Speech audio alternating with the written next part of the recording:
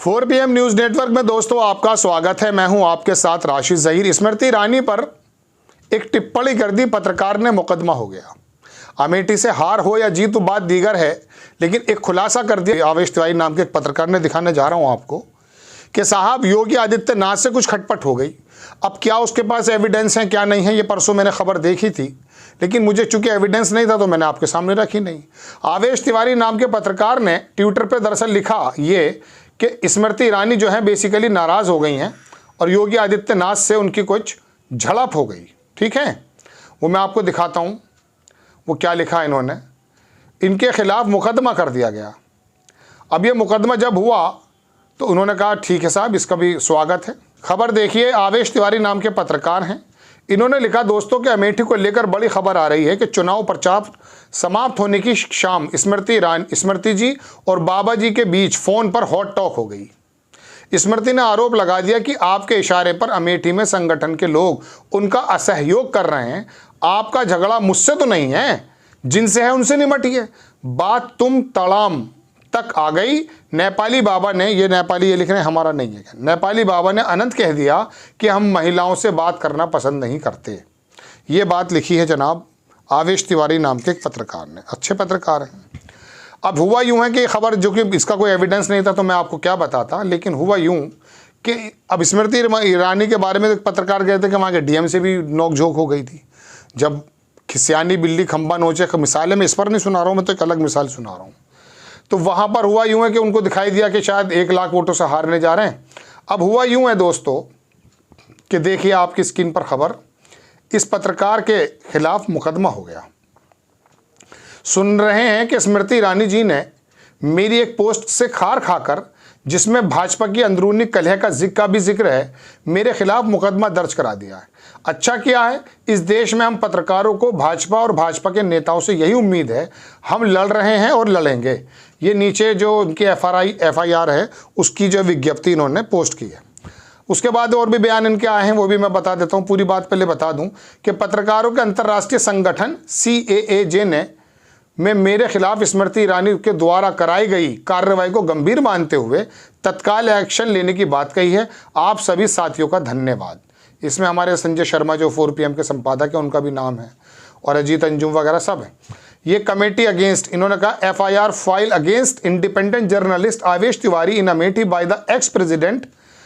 वहाँ के जो लोकल भाजपा का अध्यक्ष है एक्स, उसने ये कहा है BJP Amethi on a tweet related to Smriti Irani and Yogi Adityanath, urgent action statement needed by. ये तमाम चीज़ें उन्होंने लिखी हैं, ये भी लिख लेता हूँ मैं, स्क्रीनशॉट ले लेता हूँ ताकि आपको दिखा दूँ। तो बहरहाल बात यह है दोस्तों कि एक पत्रकार अपना अंदाज़ा, हालांकि पत्रकार अगर खबर दे रहा है तो उसके पास एविडेंस होने बहुत ज़रूरी है, लेकिन आशंकाएं जताना, विश्लेषण जता सकता कोई भी, लेकिन ऐसी खबर इसके अंदर कितनी पुष्टि है कितनी नहीं है ये हम आपको नहीं बता रहे। हम तो ये बताना चाहते हैं कि पत्रकार ने जाने अनजाने में अगर कुछ गलत लिख दिया है तो स्मृति ईरानी जी के इशारे पर, जैसा कि उन्होंने लिखा है, उस पर मुकदमा हो जाता है। आप ये बताइए दोस्तों, mainstream media, Rahul Gandhi, Tejashwi Yadav, Mamata Banerjee और अखिलेश यादव और जितने भी विपक्ष के नेता हैं, नवीन पटनायक सहित, तमिलनाडु के स्टालिन सहित, इनका कैरेक्टर असैसिनेशन कितनी बार कर चुका है। बंगाल की एक घटना देखिए, संदेश खाली, इसे संदेश खाली पढ़ते हैं लोग, ऐसे संदेश खाली है। संदेश खाली में महिलाओं के उत्पीड़न का, यौन उत्पीड़न का आरोप लगाया ममता बनर्जी पर। महिला आयोग के अध्यक्ष ने वहाँ डेरा डाल दिया और भारतीय जनता पार्टी के नेताओं ने उधम मचाकर रख दिया। और गोदी मीडिया का, जो भारतीय जनता पार्टी का या केंद्र सरकार का तथाकथित आरोप के मुताबिक भोंपू मीडिया है, उसने ये बताना शुरू कर दिया कि ममता के राज में महिलाओं के साथ संदेश खाली ना हो के नोए खाली, पता नहीं कौन सा ऐसा बताना शुरू कर दिया। हुआ क्या दोस्तों? हुआ यूं कि भारतीय जनता पार्टी का एक नेता वीडियो के अंदर पकड़ा गया, जैसा कि आरोप लगता है। वो वीडियो सही है गलत, उन महिलाओं ने वो रिपोर्ट वापस ले ली और बता दिया कि भारतीय जनता पार्टी का जो शुभेंदु अधिकारी है वो इसके पीछे का कार्यकारी अध्यक्ष है। इस वाली कह सकता हूँ जो बनाई गई थी साजिश, उसका कितने लोगों ने आपको बताया। लेकिन ममता बनर्जी की, ममता सरकार को कमज़ोर करने के लिए और लोकसभा के मद्देनज़र ममता बनर्जी को बदनाम करने के लिए ऐसा अभियान चलाया गया। कितने पत्रकारों पर मुकदमे किए बताइए? हुए। ये गोदी मीडिया जो उसको बंद हो जाना चाहिए, जो अमन नाम चोपड़ा नाम का, वो राजस्थान की गलत खबर बता रहा था और भाग रहा था फिर जब पुलिस आई। तो कहने का मेरे मतलब ये है, लेकिन उसके बावजूद भी इनकी कमर को थपथपाया जाता है। मीडिया संस्थान के जो मालिक हैं उनकी कितनी सरकार से ज़्यादा निकटता है ये तो आप अंदाज़ा कर सकते हैं। मैं पुराने वीडियो में बारहा बता चुका कि 2014 में जब प्रधानमंत्री जी बने उसके 2-3 महीने बाद सबसे बड़ा घटना ये हुई कि चैनल 18 खरीदा गया। किसके माध्यम से? मुकेश अंबानी के माध्यम से। जी टीवी के मालिक को राज्यसभा भेज दिया गया। इनाडू टीवी था एक, चैनल 18 ने खरीद लिया उसको, वो बड़ी अलग अलग बातें करता था आंध्र प्रदेश का, उसको भी खरीद लिया। तो कहने का अब ये बाकी जो रजत शर्मा की 37 साल की पत्रकारिता है, दीपक चौरसिया कितना गर्त में चला गया, सुधीर चौधरी कौन सा डीएनए लेकर आता है, और ये अमन चोपड़ा कौन सा बेअमनी की बात करते हैं, तो पूरा देश जानता है। लेकिन इन पर कितने मुकदमे, कितने लोग जेल चले गए। अलबत्ता कुछ आवाज़ उठाने वाले यूट्यूबर बन गए बेचारे। खैर उनकी अपनी मर्जी है, वो एक अलग बात है। लेकिन मैं बताना चाहता हूँ जो चाटुकारिता के रंग में आ चुका है उसके हालात तो ये हैं। एक बड़े अच्छे पत्रकार, मैं भी थोड़ी देर पहले खबर बनाने से पहले देख रहा था, उनके टीवी चैनल में मैंने भी काम किया। वो आजकल नव भारत में एंकर हैं और एडिटर भी हैं।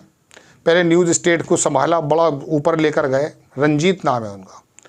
वो भाटी नाम का एक प्रवक्ता है समाजवादी पार्टी के। यकीन मानिए इस प्रकार के कपड़े उतार रहे थे। उन्होंने कहा कि एंकर साहब 9 मिनट तक अभी आपने योगी जी का गुणगान किया है, उसको छोड़ दीजिए वो नविका कुमार कितना करती है।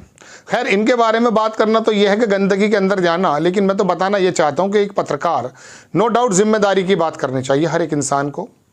लेकिन अगर उसने अपना आकांक्षा व्यक्त कर दी है दुनिया, तो उसके खिलाफ मुकदमा हो जाता है। बिल्कुल हो जाना चाहिए अगर उन्होंने गलती लिखा है, उनके पास कोई एविडेंस नहीं है। लेकिन एक बात ये बताइए, इसके बरअक्स मैंने जो अभी आपके सामने कलई खोली है कुछ बागड़ बिल्लों की, इनके बारे में क्या होना चाहिए? इन्हें जेल से निकलना चाहिए। देश के अंदर नफरत फैलाने का सबसे बड़ा काम क्या आप समझते हैं आरएसएस ने किया? नहीं, आरएसएस तो 100 बरस से है। भारतीय जनता पार्टी ने किया? नहीं। समाजवादी पार्टी ने किया? नहीं। मुस्लिम लीग ने किया? नहीं। अरे ये बागड़ बिल्ले हैं भाई। आप समझिए, रवीश कुमार बहुत पहले कह गया था कि आप टीवी देखना बंद कर दो, दंगाई बना रहे हैं। और हमने बारहा नहीं सैकड़ों दर्जनों हजारों के लिए पैसे देखे हैं कि गलगोटिया यूनिवर्सिटी का जो छात्र है, जो अपने आप को जो बरमुड़ा पहन करके जो समझता अपने आप को कि मैं जॉन का बेटा हूं, उसे ये पता समझ में नहीं आया कि जो तख्ती लिए फिर रहा उस पर लिखा क्या है। बिहार का चाय की दुकान में बैठा हुआ वो एक आदमी जो अवेयर है राजनीतिक मामलों से, वो उसके आगे बहुत काबिल आदमी है। और ये जो इंग्लिश बोलने वाले 4 शब्द बोलने वाले लड़के हैं, इन्हें क्या तमीज़? इनको सॉफ्टवेयर का कुछ पता ज़रूर है मोबाइल के अंदर कि किस तरह से चैटिंग के सॉफ्टवेयर हो सकते हैं। गंदगी और किरदार इनको मालूम है क्या हो सकती है, लेकिन इनको नहीं पता। दिल्ली के अंदर लड़कियां बता रही हैं कि राष्ट्रपति कौन है कि केजरीवाल। बताइए तो हालत है। तो इस वाले वर्ग को तैयार करने में किसका हाथ है? इसी गोदी मीडिया का हाथ है। बहरहाल एक पत्रकार पर मुकदमा हो गया, मुझे लगा आपको बताना चाहिए। स्मृति ईरानी हार की खींच से मुकदमा करा बैठी हैं इनडायरेक्ट वे में, या फिर उन्हें मालूम भी नहीं है, ये बात दीगर है। लेकिन फिर भी योगी आदित्यनाथ का कितना बड़ा प्रोत्साहन इस चुनाव में मिला है ये तो 4 जून को पता चल जाएगा। आपको खबर कैसी लगी अपनी राय कमेंट्स बॉक्स में ज़रूर दीजिए। चैनल को सब्सक्राइब कीजिए, शेयर कीजिए। नेक्स्ट टाइम मैं किसी खबर के साथ हाजिर होता हूँ। जय हिंद।